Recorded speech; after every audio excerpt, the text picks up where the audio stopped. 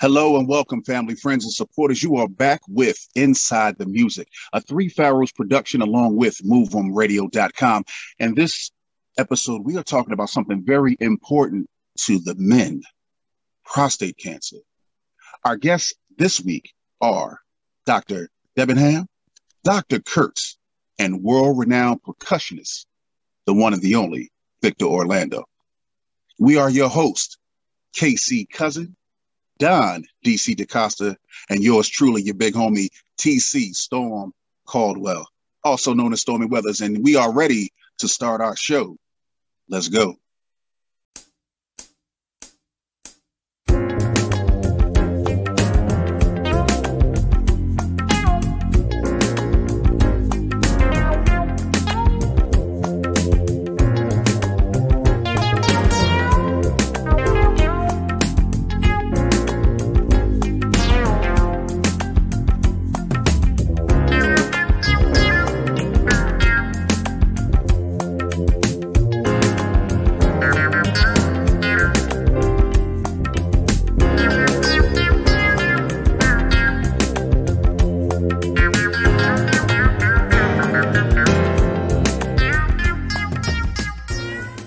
Welcome, everyone.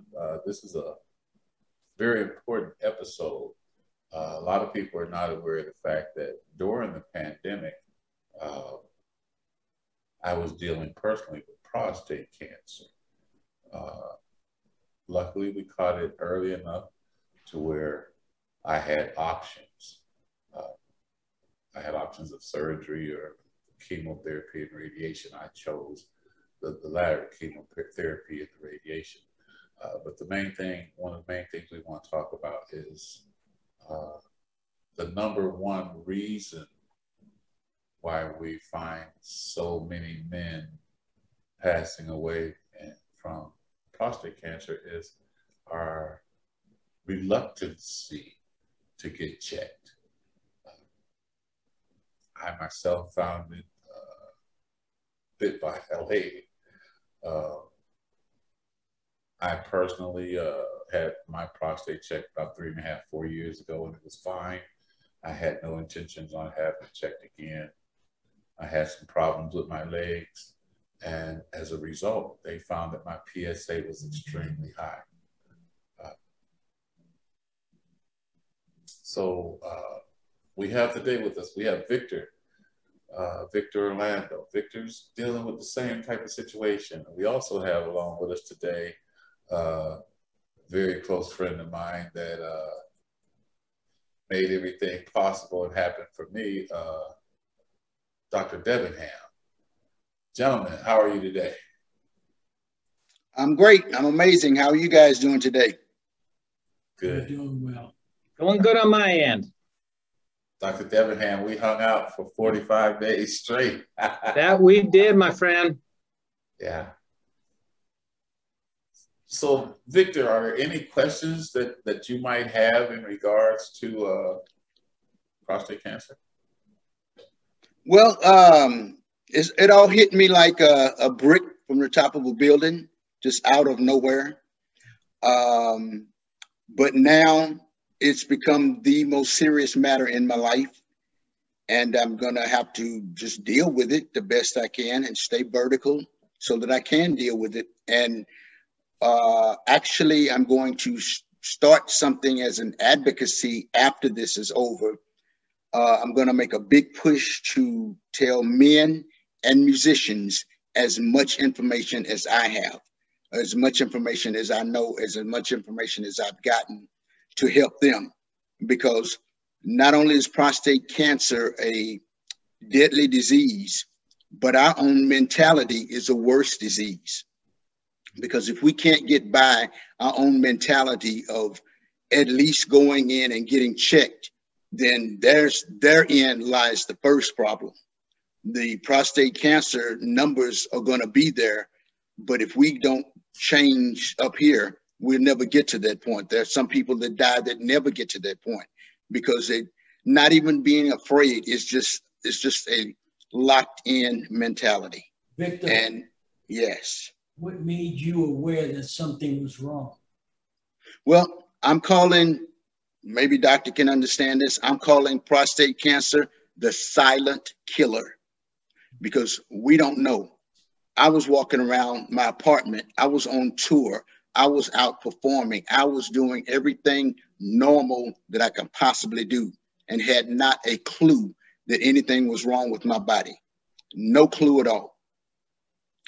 And the mentality of me was, I'm on tour. I'm watching football. Oh, the basketball game is on. Oh, I got to go do this. Never, the papers kept coming in the mail. Go see your primary. Get this check. You're getting older. You're getting older. I kept putting it to the side, kept putting it to the side. 3 years went by that I kept putting it to the side until I finally decided to pick up the paper and say, all right, let me do this. And that's what started the ball rolling. It started with the blood test, which turned into a colonoscopy, which turned into, oh, you have 2 polyps. I'm like, where'd they come from? And once again, walking around doing what I do, I don't know what's going on inside this machine. But 2 polyps had popped up. Well, I did get that taken care of. And that made me go, what else is on this paper I need to take care of? Because that didn't sound cool to me. That's when I went, got the PSA numbers. They were high. My end PSA numbers ended up being 19.9. So that got me into the scary mode. And from that point to right now, everything is okay. The cancer is only in the prostate. It never went to the bones. It never went to any other parts of the body. So I never knew it, but now I do. So I'm going to take care of it. You're a very Excellent. animated person when you perform. So during your performances, especially with the way you're animated, you do it a lot of moving around, dancing, especially playing percussions. None of those activities gave you any knowledge that something was wrong. No, I have other things going on in my body that I call it each year you turn the page of the chapter to your body part each year. 65, turn that whole book, read all of those pages. These are things that's happening to you. Well, I'm up to 68 and a half, almost 69, a year from 70. And I'm like, okay, I need to read this book a little more carefully because things are popping up I don't know anything about. I have something called, Doc, you may understand this one, polyneuropathy. I have polyneuropathy. All down the side of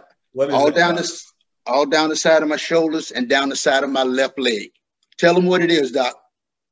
Well, polyneuropathy, the term poly means many, and neuropathy means some condition of the nerves. So you've got a number of nerves in the body that aren't just working as normal. And it may be that they send some tingling, painful sensations. It may be that there's areas where there's maybe a bit of numbness, but it means some of the nerves aren't working right. Those nerves from the diagnosis was two pinch nerves in my back, sending something up to my spine, talking to my brain, and now my shoulder and neck and left leg goes out just like you cut a light switch off. Oh. And it's very hard to walk. But let me get on stage, and adrenaline, that's the other drug that I wish they had it in a bottle, but adrenaline takes over, and I'm jumping up, I'm flapping, I'm flying all over the place. And when I finish and the last song is ended and say, and thank you, good night, adrenaline gets his bags and walks out the door. Pain is like, hey, I didn't go nowhere. I'm right here. And there I go, back to the 68-year-old man again. It's like, yeah. oh. But to your answer to your question, not a sign on the stage about cancer, prostate cancer, or anything else. Nothing until I got that blood test. Yeah, that's typical. Yeah, nothing until I saw the PSA numbers. I hadn't a clue. I hadn't had a clue about the colonoscopy, that anything was in my colon. So colon cancer and prostate cancer, if you don't get checked, you don't know. You just don't know. So Doc, tell us just Give us the rundown, man. Give us the rundown. Well, on prostate, which is my specialty, you got it right, Victor. It's usually silent. It's usually only found because a man decides, chooses, is willing to go get a PSA test, get a blood test. So it's either found by a blood test or once in a while, if a patient is seeing their primary doc and they happen to do a prostate exam, which is kind of uncomfortable, but if they do that and they feel a nodule, then that might be the sign, but it usually doesn't show up with anything else. You can be on stage, you can be wherever you are doing what you do, and you don't know you have prostate cancer. I just saw a patient today who sadly is found to have his prostate cancer spread to some of his bones. And he was in with his son today, and they asked me, well, Doc, how long's this been going on? Because we didn't know anything. And I said, well, this is a process that if it's in the bones now, as it appears to be, then, you know, this has been going on for something measured in a few or several years, not months. Not months, it's measured in years. So, you know, and his PSA is 78.9. Wow. But you got to take that step. You got to say, you know, I want to live, you know, I got kids or I got grandkids or I love my work or all of the above. Whatever you do with your life, you know, it's worth living, and you got to just look out for yourself. You got to be your own best advocate. Doc, let me ask you this question. At what age is it that a man needs to consider having these exams done, to start having them done? Yeah, there's some controversy in this area because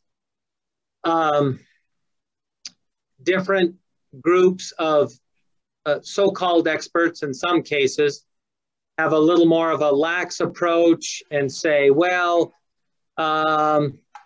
we don't really need to screen that often because then we find a lot of prostate cancers that are real early that might not prove to be a problem later. And so then if a cancer is found, well, then off they go to treatment. And there's probably some prostate cancers that are found early that maybe didn't need to be treated. That's the controversy. But the general recommendation has been to get a PSA when you're 50, kind of like that's the recommended time to go get your first colonoscopy. Get your first colonoscopy when you're 50 years of age. If it's totally clean, everything looks perfectly normal, they'll probably say get the next one at age 60, 10 years later. But with prostate, I think a man in his 50s should probably get a PSA test at least every other year. If one of them is a bit high, then sooner than that. In the 60s, it probably should get one at least every year. You know, we find a problem early, we take care of it earlier, it's easier to get rid of. We all know that problems that are let go, they just don't go away on their own. If somebody has it in their family, in other words, say my father had it at the age of, say, 47, would it be appropriate for me to have that exam done earlier than 50? Yeah, actually my next comment was the age at which to start screening for prostate cancer does depend on whether or not you have a family history. One of the other new patients I saw today was a man and his wife. They moved here from the eastern US, back east, one of the big cities, and they came here. He's a retired firefighter. He's got 2 sons here. His sons were with him today for his visit. And it just so happens that not only does this man have prostate cancer, but his dad had prostate cancer. And one of his dad's brothers had prostate cancer.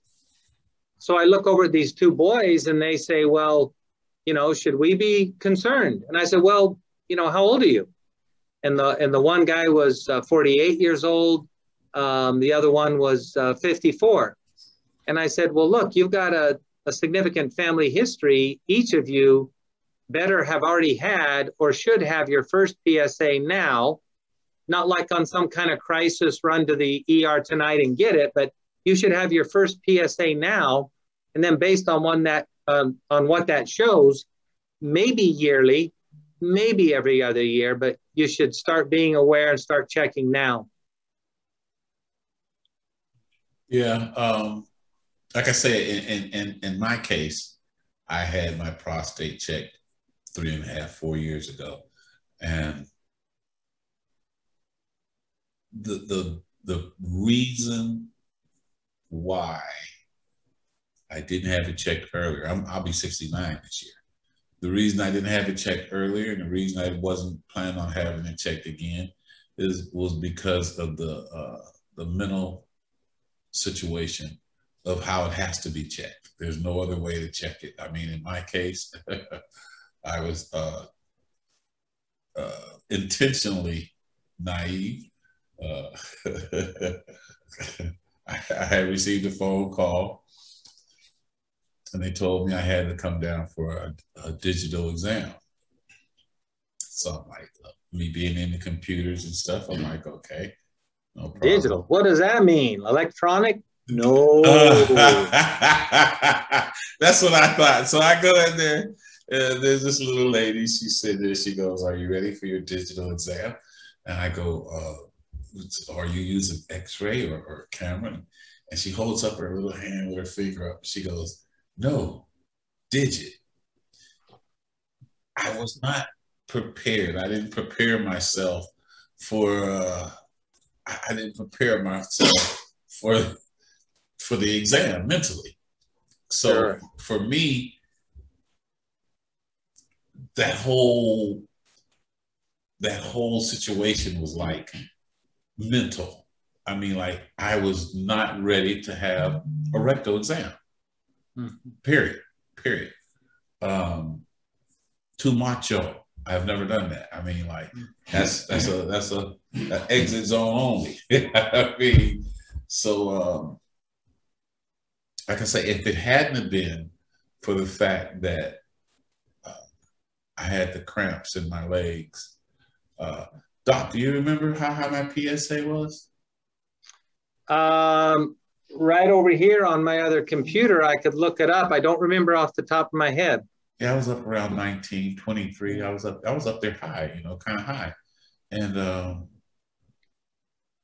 like I say, the only reason it was found, mine was found by mistake. I don't know if I told Dr. Debenham, but during the period of my radiation treatment, because I went through 6 months of chemo first.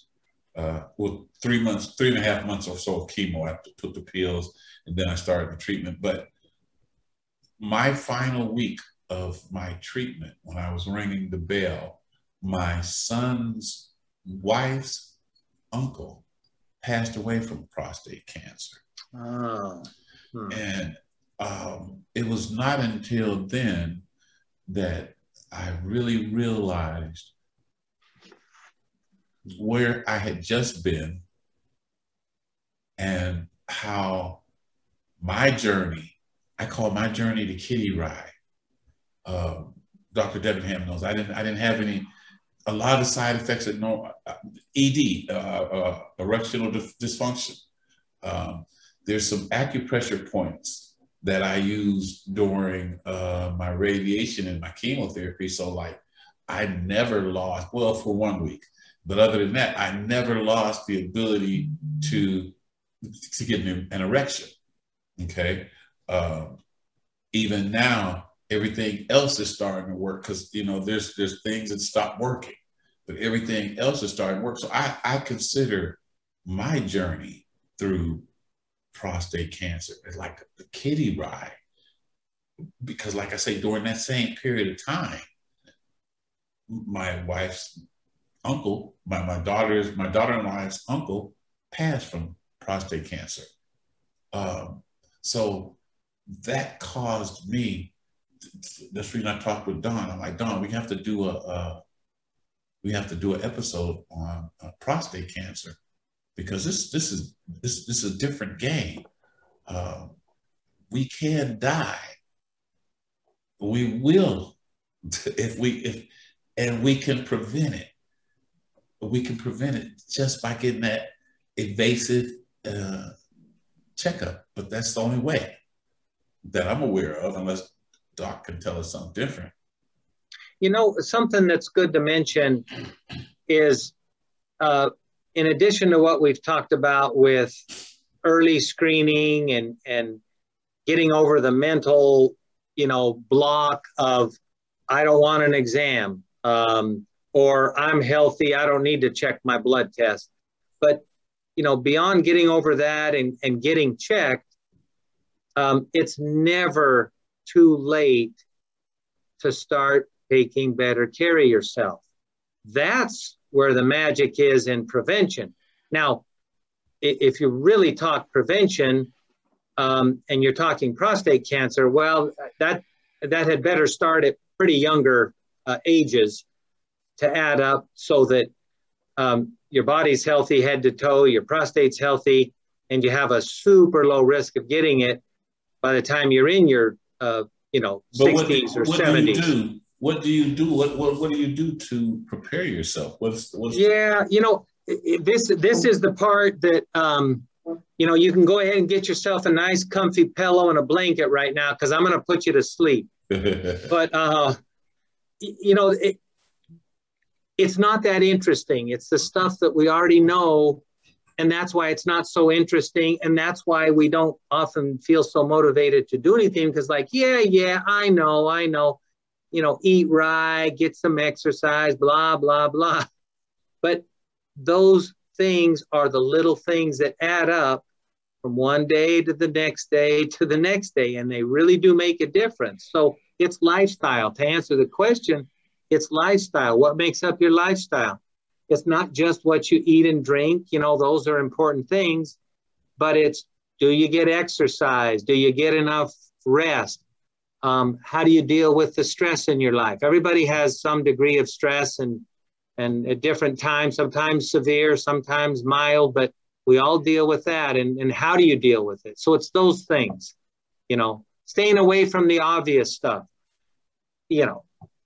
Nobody at this time in the history of this planet can say that smoking, drinking are okay. They're not okay. They're common, but that doesn't make them okay. So, and if you're, if you're a star like Victor, there's probably plenty of temptations to try all kinds of stuff. But, that's just part of taking care of yourself. That should start as early as it can, and it's never too late. Victor, if I may, Doc, just sitting back and listening to Casey's testimony of his experience and his engagement with you. My job here is kind of to bridge the generational gap. So I heard you mention the necessity of, how do you manage your stress? What is your lifestyle? What things make it important to reduce, if possible, these signs, but until it's that time to get tested at that age. Well, if I may, just to throw a few numbers out there that I researched, and by all means, you're the professional, please correct me if I'm off or incorrect. They say approximately 13 out of 100 men will suffer from prostate cancer in their lifetime, and approximately 2 out of 3 who suffer might suffer death from it. One of the things that I try to get folks to understand in a more relative capacity, because it has a propensity of striking brown and black men a little bit more. One thing I try to get the folks that I try to teach, mentor, talk to, and engage with is, it says 100 out of every 100 people. Now, we see things in a great grand scheme, and we're not thinking, we think, the world's so big, it's so many people. But really think about it. If there's 100 men gathered together, 13 of them could possibly suffer from this cancer. And of those 13, 2 out of 3 could possibly suffer death from it. Would you want to be in 100 people just to be worried about if you're one of those 13 or 2 of those 3? by not paying attention, by not believing that it can't be you, by believing that because I've been healthy for so long that I won't be affected. Is there am I one number right in those numbers? Do those numbers reflect correctly, or has something changed? And outside of regular stress, regular diet, what are some signs that we also need to look for as younger men, me coming into my 50s, that those things that if I haven't already been taking care of myself, eating healthy, what are some other signs that I could potentially look for even as a healthy man? Yeah. So going back to the numbers, the number's actually low because 13 out of 100, that's 13%. And the number, the rate of prostate cancer in percentage terms is higher than 13%. I think a recent statistic was something on the order of maybe 200,000 men diagnosed with prostate cancer last year. And of those, about 34,000 will pass away. So there's kind of different ways to look at the statistics, but prostate cancer is the most common cancer in men, aside from little skin cancers. Skin cancers are very, very common, but very treatable in most cases, unless they're advanced melanoma. But with prostate cancer, the thought out in the general public is, prostate cancer, it grows slow. I've heard many patients give me this one statement. They'll say, well, doc, isn't it true that if you just live long enough as a man, every man is going to get prostate cancer? And I say, well, we don't know that that's true. We know that it is very common, more common than 13%, but we don't have any evidence to say every single man will get it, but it's very common. So, so Stormy, the question about, what do you do as a 54-year-old, or what do you look for? Well, it goes back to what Victor said early on, is like, hey, I call this the silent killer. That is a perfect term for it. So it's kind of scary because it's just that. There's not really anything to look for in terms of noticing a problem. So what do? Just start with the PSA test. And while you're at it, look over your lifestyle and see what kind of things you can fine tune. Victor, let me ask you a question. When you found out that you did have it, did it curtail any of your normal activities, such as, like I said, you're very animated in your performances? Did it curtail anything that you normally do? No, not really. Right now, the only thing it did was send a giant shockwave to my brain and my system that feared. I had a second wife. My second wife died of 4th stage cancer. Beautiful, beautiful young woman. Something in some woman thing that spread, and she went from a beautiful flower and it just shriveled her up to nothing, and she died. So I know about what it can do, but it didn't do anything to it. It shocked me in the brain, and first thing I was like, oh snap, you got to be joking. Next words out of the doctor's mouth, but it's fixable. I'm okay. I'm like, okay, I'll get to fixable, but let me go with, you just said I got cancer. So that was a mental thing I had to deal with. But the fixable part was with the rest of the testing, it hadn't spread and we could deal with it. But I want to touch on a couple of quick little things that you were saying earlier. I have gone through many musical groups that I perform with.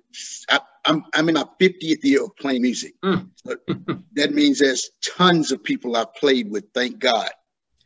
Out of my 68 and a half years of living and 50 years of playing, I've never smoked, I've never drank, I've never done drugs, and I stopped cursing about 1985. I'm clean, try to be clean all over that way.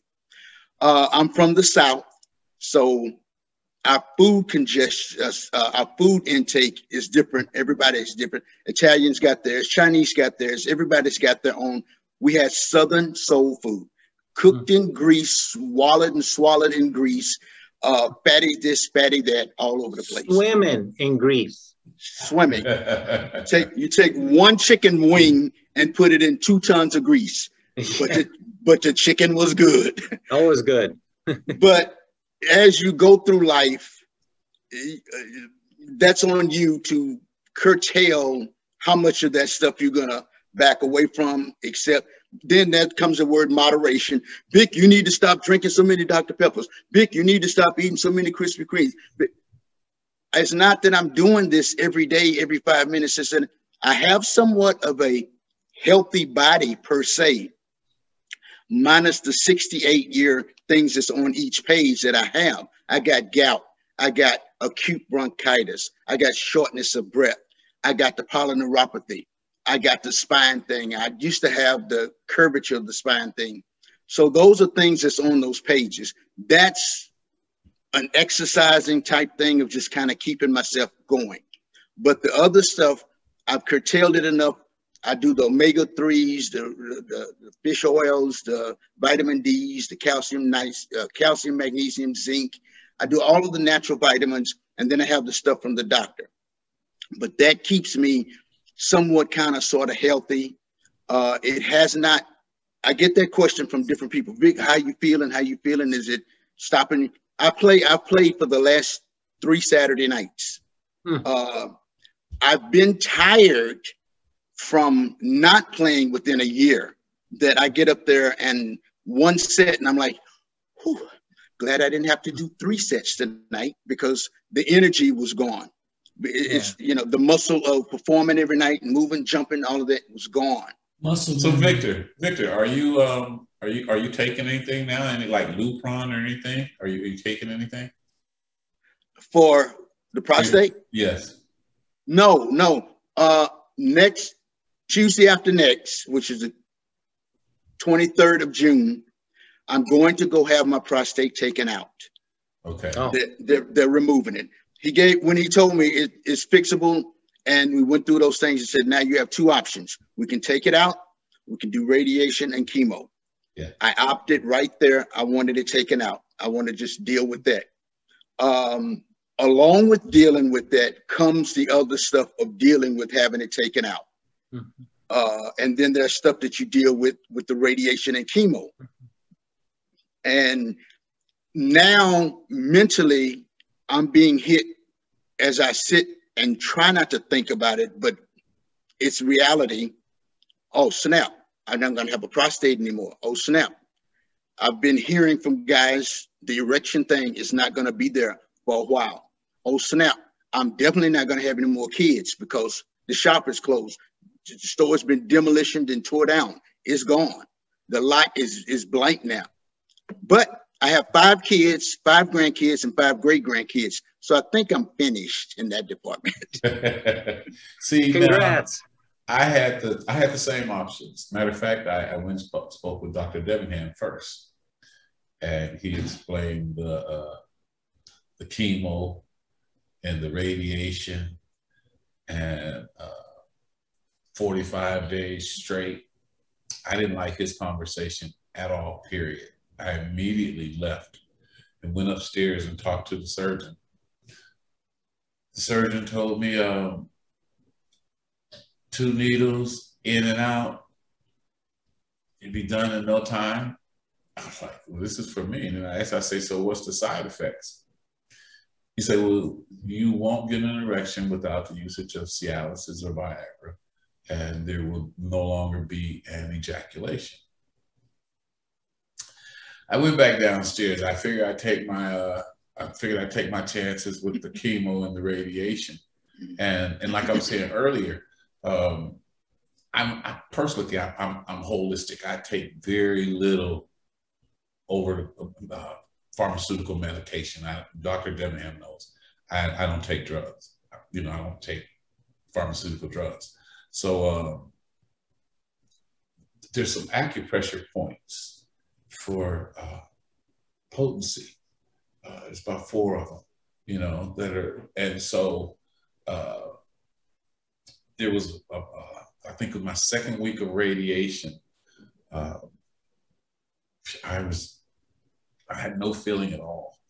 It was like, I was kind of shocked, and I did my acupressure, like feeling I hit my points, and I was back within the next week, so like I tell everybody, for me, I did prostate cancer on the kiddie ride. That's just the way I look at it. I had the side effects of the fatigue and stuff from the medication and from the radiation, but my whole ordeal was on the kiddie ride side because it's such a devastating disease. Like I say, what really just snapped me too was the fact that the same week that I was ringing the bell, my daughter-in-law's uncle passed away. That's when I decided at that point it was necessary for me to say as much as I could to all of my friends. And I'm calling my buddies, dude, what's happening, man? How you been, player? You got your prostate checked yet? They're like, what's up with you? I'm like, man, this shit is real, dog. You got to check this one, man. This is real. We've gotten into that age, and like I've been calling my boys back east and everything, and a lot of cats are getting checked, and they're finding out that they have enlarged prostates. Different, not cancer yet, but they're finding these things out. And it's like, it's necessary for us to spread this amongst our musician friends and men in general. I mean, even like a young lady that works with us, handles all of our sponsorship and stuff like that. She just had cancer operation Thursday. I talked to her today. She's doing great, but it's prevalent. Yeah. I could make a comment about this matter of surgery and radiation. Dr. Kurtz, I spoke to a couple of days ago, and he was out of state, and he thought he'd still be able to be at a location where he could join us, and he was anxious to join us, but I don't think he's made it at this point. But the data that's out there, given a fair comparison of surgery and radiation as treatments for prostate cancer, shows that they're both good treatments. You choose one, you choose the other, you've made a good choice. The important thing is to do something about it, and it's totally okay. Some men are just more partial to surgery. That's totally okay. Some men want to go the non-invasive route and use radiation. A good comparison study from the Cleveland Clinic showed that the two treatments are equal. You can have failures of surgery. You can have failures of radiation. The failure rate for the two treatments is about the same. What sometimes gets in the head with patients is they think, well, wait a minute, doc, if I get surgery and they get that prostate out and it's gone, then prostate cancer can't come back because my prostate's gone. And I say, well, I follow you. I know what you're thinking, but it's wrong. The cancer can come back if it's already gotten out just a little bit outside the prostate. They remove the prostate, and down the road, it can come back. I know that because I treat failures of surgery. The backup for surgery is radiation. But the comment is just that they're both good treatments. They're both very well proven. They're both the gold standard of how to treat prostate cancer. So it's totally good, whichever you choose. Let me ask you a question. I've had friends of mine that have had prostate cancer, and they've gone the radiation route. And it seems to create a problem with the fact that it kills off a lot of white blood cells. Actually, with the current radiation, certainly the kind I use at my clinic, this kind of radiation is so precise and it goes to such a small part of the body that it doesn't lower your white count. Now, depending on what part of the body is treated and what the radiation fields are, it can affect your white count. But in prostate cancer, using the latest techniques that are used, I don't even check the blood anymore. Back early in my career, 20 plus years ago, I used to do blood count checks on every radiation patient every week.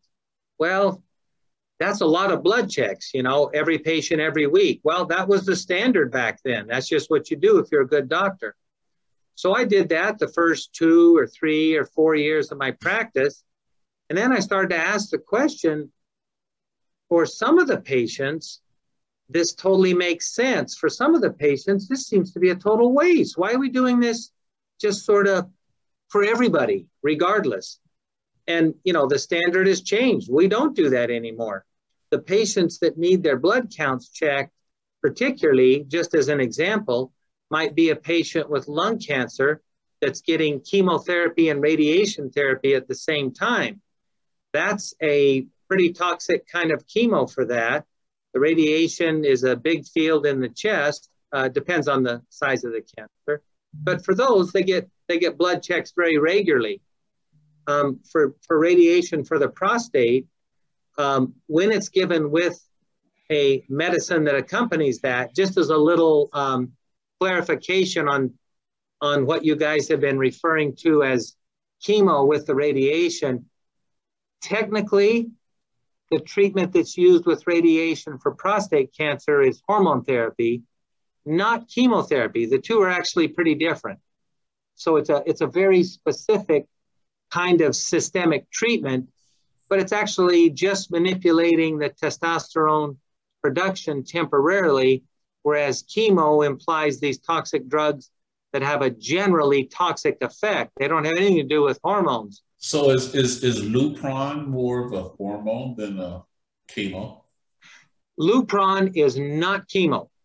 Lupron is hormone therapy. It's not a hormone that you're given, but it's a medicine that temporarily manipulates your testosterone production. And that we call hormone therapy, which is different than chemotherapy. Okay, so in actuality, you didn't get chemo. Okay, get in. But if there's any particular questions about surgery, I'm not a surgeon, I'm a radiation oncologist. However, I've worked with surgeons for a lot of years, and I'm pretty familiar with what they do and the side effects and what they do post-op and how recovery goes. So if that's anything that is of interest, since we don't have Dr. Kurtz, when I did call him a couple of days ago to confirm, I did say, look, if by chance you're not able to make it, I'm happy to fill in and badmouth surgery all I want. Well, Victor's having surgery. So once he has that surgery, how long a period of time is his recovery time going to be? Yeah, and surgery, which as I said, is a good option. There's nothing wrong with doing surgery. And it's an all-at-once option. You go in, you have the procedure, you wake up, your prostate's gone. Then you start the recovery. So to answer your question, recover after surgery, one of the kind of shocks to the system, which they'll go over with you, is the change in peeing. Well, what does that mean? Well, after surgery, they've taken this prostate gland, and if my fist represents your prostate gland, well, the bladder sits right on top of it, and the bladder forms a funnel, which forms a little tube, which goes through the middle of your prostate and out to the end of the penis. Pretty simple plumbing. When the prostate's removed, that section of the tube that was inside the prostate, it's removed too. So you got the bladder, you got the funnel, and you have the other end of the urinary tube down here below where the prostate used to be. So they pull those two up and they put a catheter at that junction, put a catheter up in, and then they sew that junction between that end of the tube and right at the bottom of the bladder. when they do that, your pelvis and your bladder are going, what just happened? and you've got a catheter you wear for about 10 days after surgery. And then you start retraining the pelvis to control urine again. And kind of to jump to the conclusion, the surgeons typically tell the patients, at least our fellowship trained robotic prostate surgeons here, there's 2 of them, fellowship trained, and they tell the patients that by 1 year after surgery, less than 5% of the men are still leaking urine. But regaining urinary control is an issue after surgery, and that can take anywhere from a few months to several months to get that back online.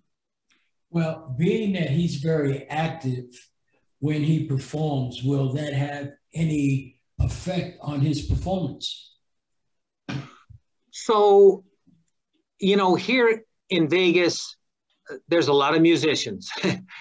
And man, I've treated all kinds of musicians. When I helped the University of Arizona Cancer Center in the Phoenix location downtown at St. Joe's for a while, I treated a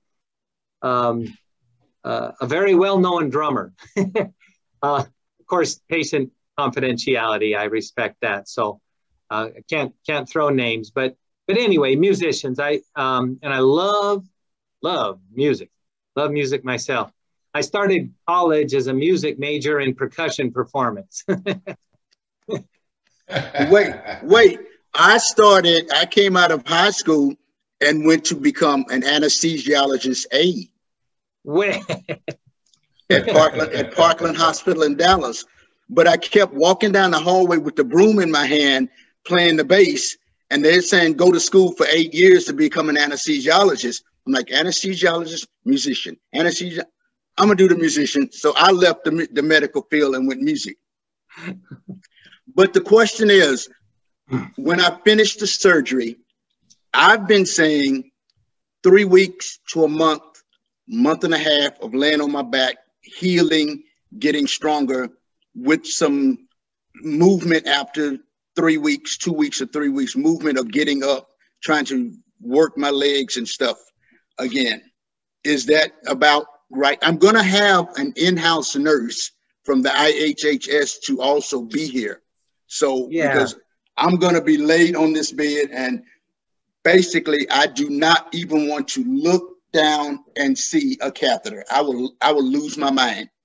Well, the catheter, the catheter is very temporary. It is usually, and everybody's different, but usually the catheter needs to stay in for about 10 days while that junction heals enough that the catheter can come out, and then you can start retraining the system to control urine. But right, I would not expect you to be flat on your back, not being able to move for 3 weeks. No, you said at least the first 2 weeks while the catheter is in, I don't want to get up and risk that anything happening to that. No, I understand. And the, you know, the surgeon, the nurses, your post-op visit, I'm sure they'll give you good advice, and they want patients up and moving after surgery to an appropriate degree. So I'm not giving a carte blanche recommendation to, you know, start training for your next 5K, but but they'll give you instructions. But the thing is, you know, the more we remain idle, then guess what happens? The risk of blood clots goes up. There's some risks that come with not getting that body moving and keeping that blood pumping. So they'll tell you how to handle that. I'm confident of that. Right. But you do want to do something. You may keep your pelvis pretty still. You may do whatever in that regard, but maybe you're moving your arms and you got some nice big soup cans you're doing curls with, or maybe you're practicing twiddling those drumsticks, whatever you're doing. Right. Well, that's what the plan is similar to what you just said. I don't have I've canceled, and God has canceled a lot of tours for me for this period because I do not want to get back on the stage jumping around. And I, A, am not totally healed. B, I'm almost there, but I could sure use another couple of weeks or whatever. But my next big tour is not until December. That's in Australia. Okay. But up until June 23rd, until I heal. And yes, I will be getting up. I will be moving around. I'm already in the gym. They said something about start working on tightening your pelvis or getting strength there. I'm in the gym doing that. Good. But I'm not. My only biggest concern was the operation, and I've been reading. What is this about? Oh, when they take it out, don't kill the nerves around it or something. It's something to do with whatever nerves, if those are sensation nerves. Oh, yeah. So that when you mean take it out, when they take out the prostate, so there's surrounding nerves, yeah. Yeah. On each side of the prostate, right and left, there's a little bundle of nerves and blood vessels, appropriately named the neurovascular bundle. And modern prostate surgery spares these two neurovascular bundles on each side of the prostate because they control erections.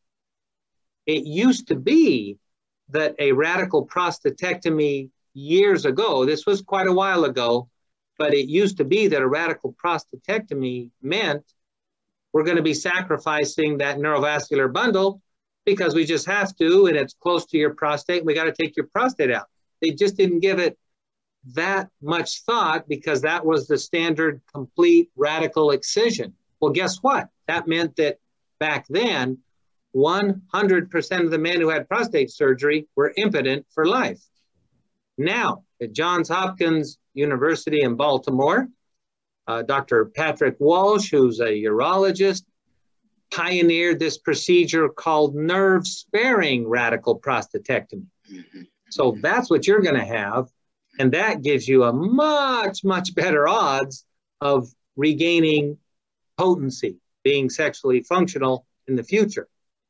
So they'll work hard to spare that little bundle. Now, sometimes if a man has high volume, high grade prostate cancer and he's doing surgery, sometimes on one side, maybe, I've seen this before, maybe on one side that neurovascular bundle is just stuck up against the prostate. It's just like glued on there. Well, maybe they have to sacrifice one side sometimes, but most all the time, they're able to spare both neurovascular bundles. Gotcha. Cool. Gentlemen, we're going to take a slight pause here to talk to our sponsors and pay some bills and everything. We're going to be right back after this short pause. Okay.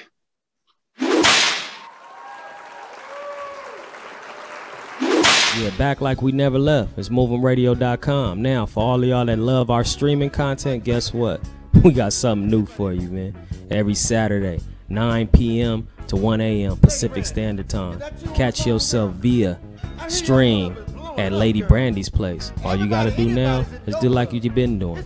Hit us up, movingradio.com. Click on Lady Brandy's place and get that good R&B and that jazz and that soul and that blues all in your life. Remember, 9 p.m. to 1 a.m. Pacific Standard Time, movingradio.com. Tap Lady Brandy's place. If you're ever in the Sin City area and you want to go see it live, guess what?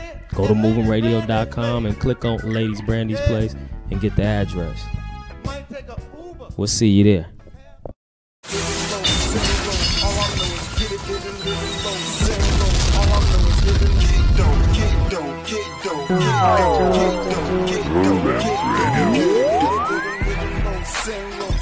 What is Move-In Radio? Move-In Radio is an independent radio station dedicated to playing and supporting independent artists and their music, created to display the determination, drive, and hunger of independent artists that is no longer found in mainstream music.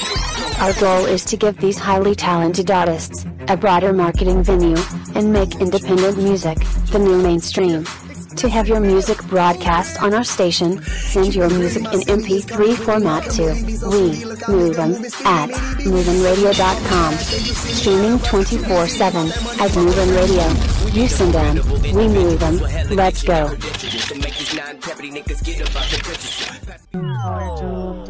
Move'em Radio. And welcome back to Inside the Music, the truth about the truth, where we are discussing on this episode prostate cancer with Dr. Douglas Denningham and Victor Orlando. Ladies and gentlemen, so I'm so excited to hear such good information that's coming from these gentlemen. Please stay with us as we continue Inside the Music. So Victor, you were saying some things earlier about a foundation that you were interested in starting. Talk to us about that, man. Okay. Well, because I got checked a long time ago, one time, I was scared to death from a doctor. He was a black doctor, my doctor, family doctor. And I went ahead and let him do it. It was okay then, cool. But there's a myth that men do not like to be touched by men.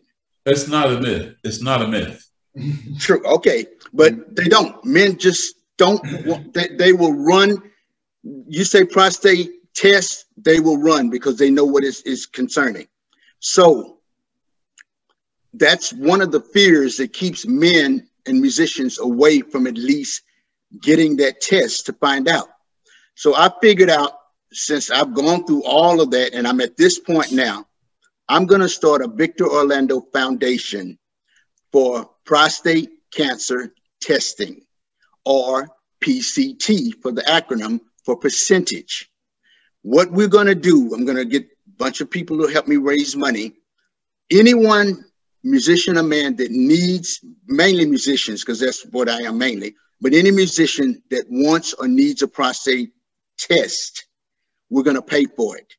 If you don't have insurance, if you're scared, we're going to go out and find at least 3 female oncologists that do that, so that will lessen your fear of at least getting the finger to. Okay, well, let me say this. Let me say this. Mine was a woman, a little old lady. Okay, right. So. And did you have as much fear as you would have had if it was a man? Being a man, I guess I would say it might have been a little bit less, but it was just the overall, and that's what I tell guys. For me, don't laugh at me, but it was the overall.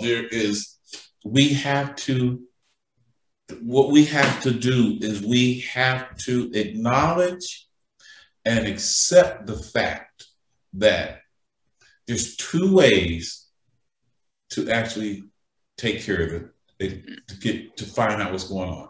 The first is a PSA, prostate, the blood test. Okay, now after that, they're going to have to do a digital examination. Exactly. You know, so the main thing for us as men of color, musicians, white, black, Hispanic, you know, because I talk with a bunch of my Hispanic friends, and the Hispanic females, the first thing they say when you say the word prostate, you hear them holler out, machismo, too big of a man to allow someone to penetrate them. That's exactly. That's the it in a nutshell. Once we can accept the fact that in order for us to live past a certain state, because that's what it comes down to, in order for us to live past a certain age, we're going to have this done. Yeah. And actually, it's going to have to be done as a routine after the age of 50. Right. Well, that's what in the little foundation situation mentally of where I'm going with this is I'm going to only go to a certain point, and then I'm going to let the doctors and everybody else take over. But for a man, here's the question. Do you want to live? Yes, you all do. Everybody's going to say yes. Well, here's how to help, because there's 50-50 of whether you're going to get this or not. What side do you want to gamble on? What side do you want to roll the dice on? So how do we cut that down? All Victor Orlando Foundation is asking every man to do that hasn't done it, just get a blood test. Get a primary doctor to get you a blood test. And then let your numbers determine whether you want to live or die. If you see your numbers and your doctor says your numbers are high, then you have to you have to swallow the fact that somebody's about to go up in your rear end. You have to swallow. The last 2 exams I just had, same situation that you said you had. I went the day that I went there, he was going to tell me what my numbers were because he'd gotten the blood test back. I went to see my urologist and Dr. Bashani, and he said, your numbers are high. The 6.4 for you. I want you to stand up, pull your pants down, and bend over. I'm like, hey, whoa. No text, no email the night before, so brother can be like ready. Like, no. I'm like, and I had to make it. I said, can the nurse in the office up there, the receptionist, can she do this and then kind of give you a report back what she felt? And he said, no. I said, so I stood there. My teeth, I mean, it's like trying to do that to a lion in the jungle. And you don't know what this lion is about to turn around and rip your face off. But he has to have it done, and you have to be the one to do it. So I'm standing there. So I got past, when he finished, he said, I touched something. Go get an MRI. So I'm like, okay, all right, I'm gonna give you that you touched something. So I move on to my next, the surgeon that's gonna do the exam. So as I'm doing my pre-op with him, he says, stand up, bend over, and pull your pants. I'm like, here we go again. No warning, no nothing. This was a bigger Jewish guy with bigger hands. So I'm standing there on my elbows going, I mean, it's like, I don't even do that to my own self using the bathroom. I get in there and get out but that's the thing in a man's head. But it has to be done. If your numbers say it has to be done, then you have to have it done. You can't even get to the part of curing until you get to the point of at least letting them see what they need to see and then moving on. But you can't get there until you get those numbers. Foundation for prostate cancer testing will be about, if you fill out the application and send it to us, if you don't have insurance or you can't afford the blood test, we will pay for the blood test for you to go get a blood test from Quest Diagnostics or wherever. That's good, man. And send it to your primary or to a doctor so they can explain. Because I got all the papers from all of my tests. That's like sitting up reading German or Chinese. I don't know what that paper said, but they can look at it immediately and say, "Oh, your number's blah blah blah blah blah blah blah." I'm like, "Oh, I didn't see that." They know that. So that's the very first thing you have to do. And like now, the doc was saying something about your health and your eating and your this, that, and the other. I'm getting so many people trying to have me go this herb route that it would cure cancer and this, that, and the other. Well, I already have cancer. So I wanted to ask him, how can taking those pills cure something that I already have? Well, I already got. You know, I'll say this on that, because like I say, I personally am very holistic. Hey, what doctor's back? He was just talking about. I heard, heard the whole thing. I can make a comment if you like. Please. So when it comes to supplements, that's a kind of an interesting area because some men kind of go overboard with it. Some men and women. Some people just take a good thing and just think more is better, more is better. So there, you need to think through, what am I taking and why, and how much data supports its use for what I intend to gain. Because the thing with supplements is they don't pass anything close to the same kind of requirements that prescription medicines pass. Now, I think supplements are fine, but when people come up with some of these casual statements like, well, you need to take this, you need to be on this diet because it'll get rid of your cancer, I just kind of shake my head and I'm like, oh, man, I have heard that so many times. And if it were true, hey, I'm okay with it. I hope that we do get more data and get more help from naturopathic medicine and some of these other things that can help along with the whole process. But I haven't seen any special diets or special pills get rid of cancer once it's already formed. Yeah. Right.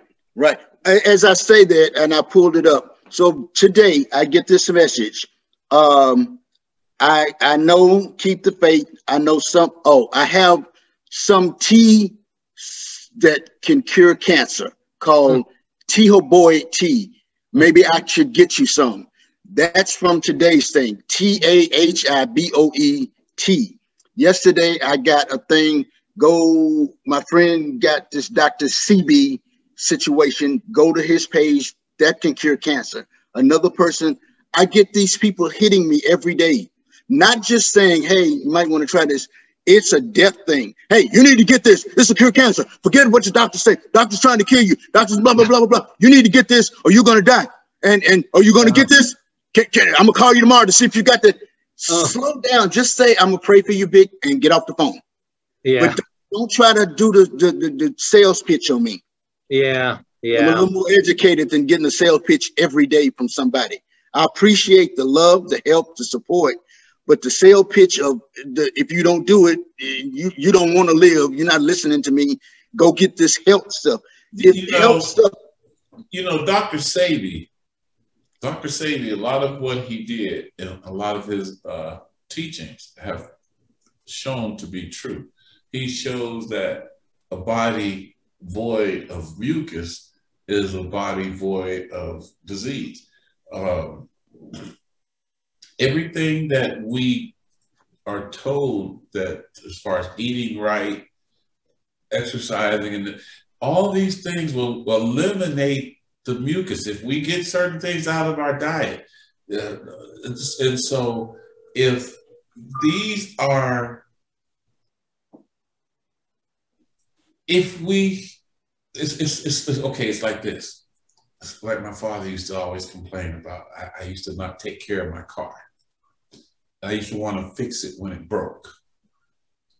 And what he used to always say is the maintenance that you put in up front is how you take care of your stuff up front. It's going to depend on how much maintenance you have to put in on the backside. If you just run it hard, like, okay, now you were talking about as a musician, you never did drugs, you never smoked, you never did alcohol. I don't know if you didn't say you didn't chase the chicks all late night. I didn't hear that one. But you said all them others. Well, see, I did all those bad boys, man. I did all those. I feel very fortunate and blessed that I stopped a lot of things. I'd love to share a couple thoughts in this area because it's actually a real area of interest for me. And I consider myself very open-minded about what all is out there and what may help. And I do not think that traditional allopathic medicine holds every key to health in the human body. So I really, when patients tell me about something that they want to do for the cancer, and it may be a diet, it may be this pill, it may be this tea, it may be this powder, I'm all ears, and I'm going to sit there and I'm going to listen. I'm going to hear everything they have to say about it. So I'm not coming from the standpoint of, I'm the guy that went to college for 15 years.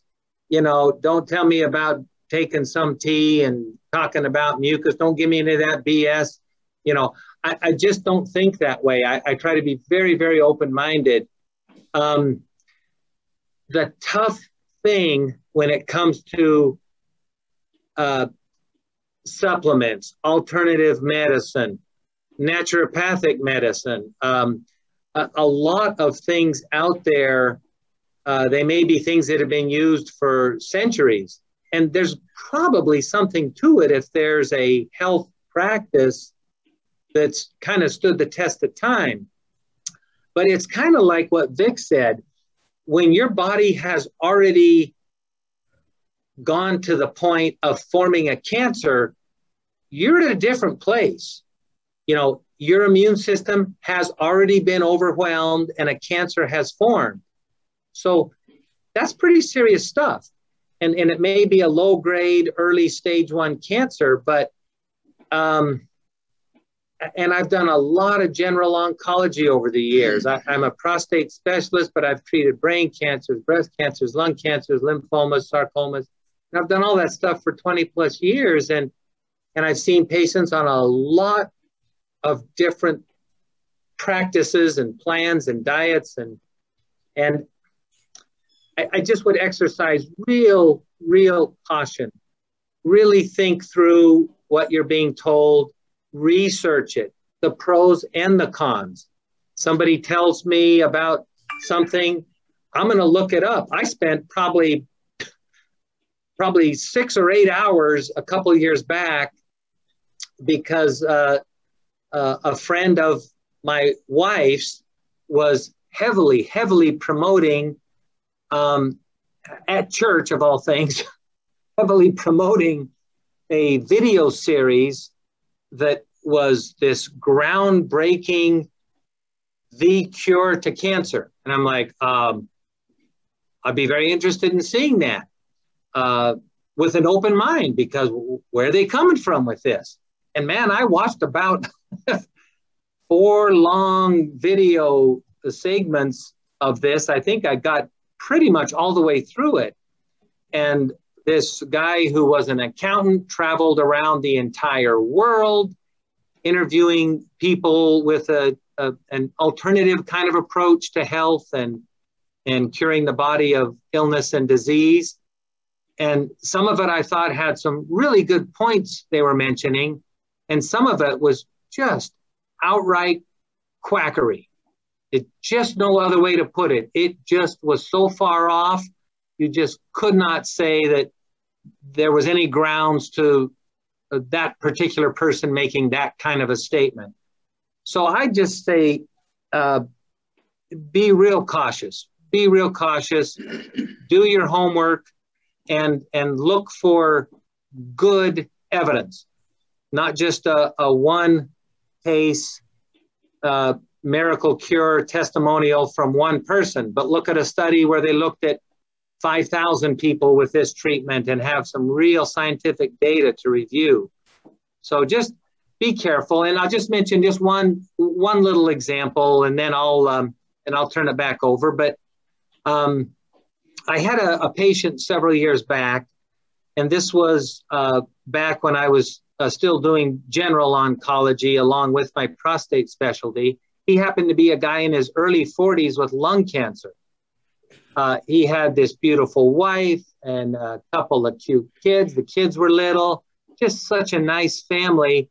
And this guy had a higher stage 3 kind of lung cancer, pretty serious lung cancer.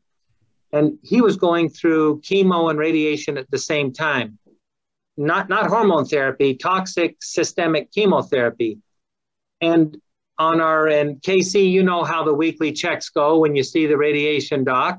Yeah. Well, I'm at my weekly check with him, and his wife is with him, and she just looks so distraught. And she says, "Doc, I don't know what to say. We have to stop this radiation and the chemo. It's killing my husband." And I said, "Well, he doesn't look good. I'll grant you that his color's not good. tell me what's going on. I asked the husband, you know, tell me, how are you feeling? And she jumped in pretty quick. He said a few things, but she kind of jumped back in and really wanted to control the conversation. And that's okay. She was scared and she loves her husband. Well, she said, he's weak. He can't eat. He's losing weight. He's dying. You're killing him. Okay. Let me go through a couple of things, because I thought this does not match up with what I would expect, even with chemo and radiation at the same time. I would not expect this. So long story short, I just asked a bunch of questions. What do you do the first thing in the morning when you get up? When you first wake up, walk me through your day. I want to know everything you're doing. And I thought, maybe I'm going to get a clue out of this. And right with that first question, what do you do when you get up? He says, well, I take my pills. And I said, okay. And then I went, well, wait a minute. I want to make sure I know what pills you're taking. I think we've got a list of your medicines. And then all of a sudden he kind of clams up and he looks over at his wife, kind of nervous. And then he doesn't say anything. I went, okay, all right. We gotta get a little deeper here. So I look over at her and I say, would you please share with me what he's taking? And she goes, okay, well, he's taking some supplements. And I said, that's okay. I'm not here to trash that. Just tell me what he's taking. I'm trying to help. So she very slowly and carefully, as if she's pulling a gun out of her purse, pulls out a couple of pieces of paper. And I go, well, could I see that, please? And I look at it, and it's sort of regular, 8.5 by 11 pieces of paper. There were two of them, the single space lines, on the page, regular notebook paper. And on these 2 pages, each page had 2 columns down the page. And each 2 columns on both pages, top to bottom, was a list of all the supplements he was taking. So, maybe that's 80 or 90 different things. And I just went, oh, and I tried not to, act too alarmed. And I just said, okay, can I take a look at those for a minute? And I scanned down through all of these herbs, and it was a mind-boggling array of supplements.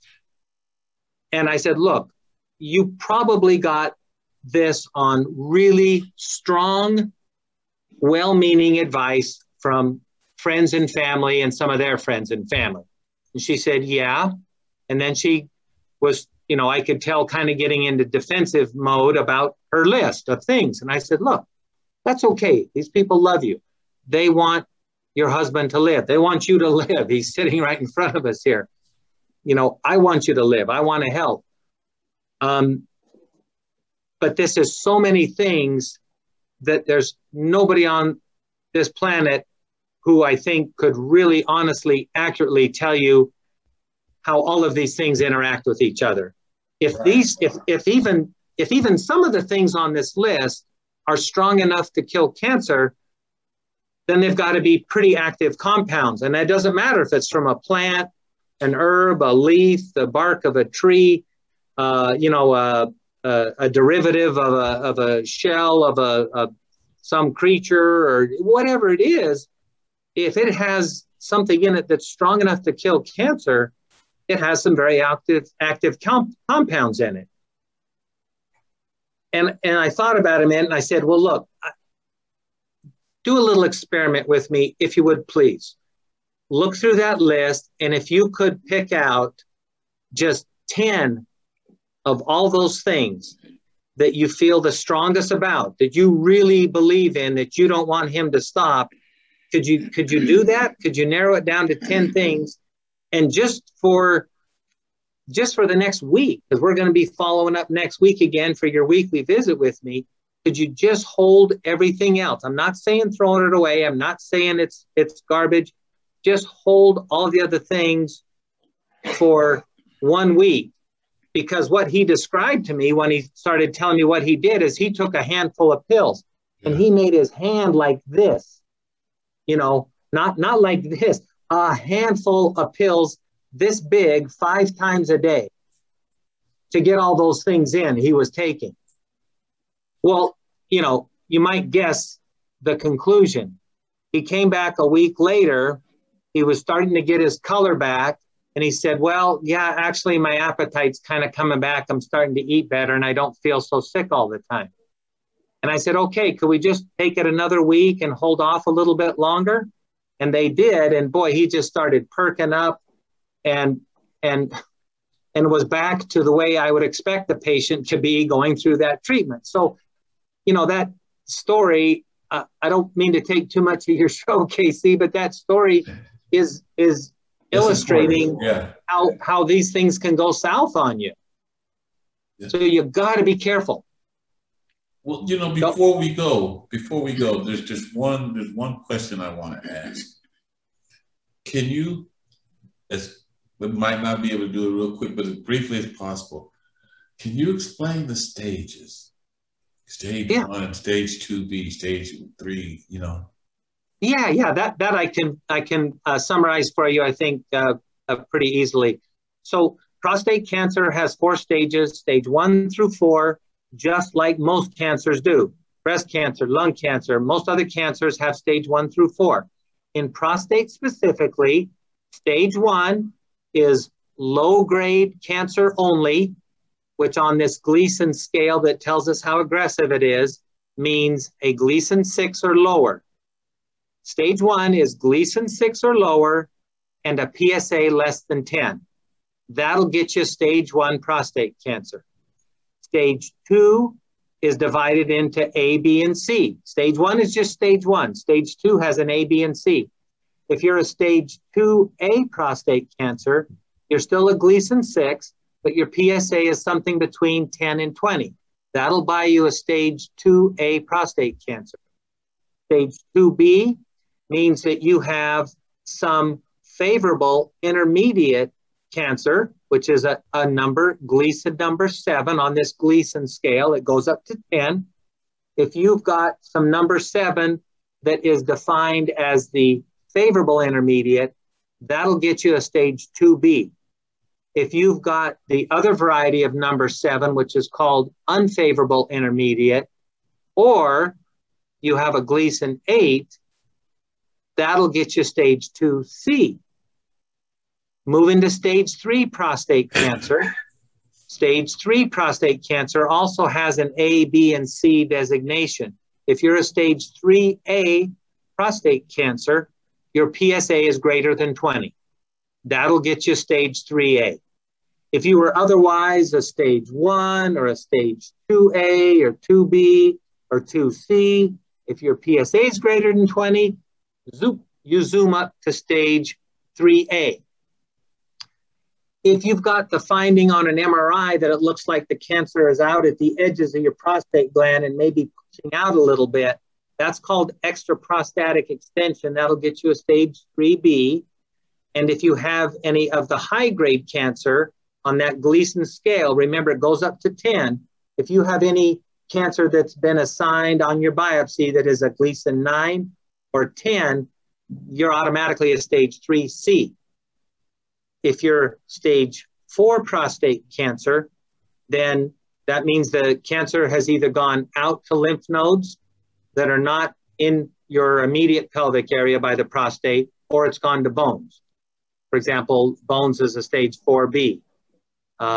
Stage 4 has an A and a B. That's the staging of prostate cancer. Man, I want to thank you so much, Dr. Debenham, not only for being on the show, but for being there for me personally, you know, being my personal radiation doctor. Oh, I highly appreciate it. My pleasure. My pleasure. Staff. Honestly, I love what I do. Well, I'm glad you're here, man. Like I said, I was very fortunate. I had a chance to take the kiddie ride on this journey, which can be so devastating in so many ways.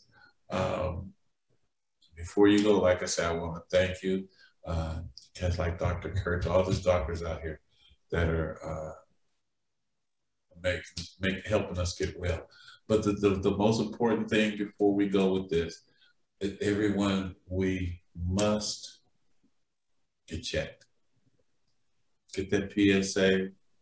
Oh, and here's another thing. Before you do your blood test, do not have sex 3 to 7 days prior to it, because it will elevate your PSA. When my PSA first came back, it was 23. Okay, and everybody freaked out. I had sex that morning. I didn't know I wasn't supposed to have sex before my blood test. Yeah, but it came good back, point. Right, it came back at 23. And everybody was like, that was not good. That was really not good. I went back 7 days later and it was 19, somewhere around there, you know. But that's very important. And again, Victor, we're going to talk to you some more about some music. But Dr. Debenham, man, I want to thank you so much for coming on the show and validating. You're welcome. You're welcome. I'd love to stick around for the music. I'm still at my office and I do have to get home. But all the best to you guys, Vic. All the best to you. Thank you. If anything comes up where I could help, KC's got my number. You give me a call. Will do. And thank you so very much. I appreciate it. Take care now, guys. Appreciate you being here. Thank you. Ladies and gentlemen, there you have it. Directly from the mouth of Dr. Doug Debenham and Victor Orlando, as well as Casey Cousin, who had their own experience with prostate cancer. Brothers, if you wasn't listening, if you weren't paying attention, it's very important. It's for our health. If you're a father, brother, uncle, grandfather, close friend, please get yourself checked. As you heard from these two dynamic gentlemen and this experienced, very well experienced doctor, it is very important for men to go to the doctor and get checked. Put your pride aside. Put your ego aside. Do what's best for your health and your family. And get that prostate check. Thank you for joining us for this episode of Inside the Music. And we'll be back at you soon. As you know what we do here. The brothers for the brothers, by the brothers. Peace.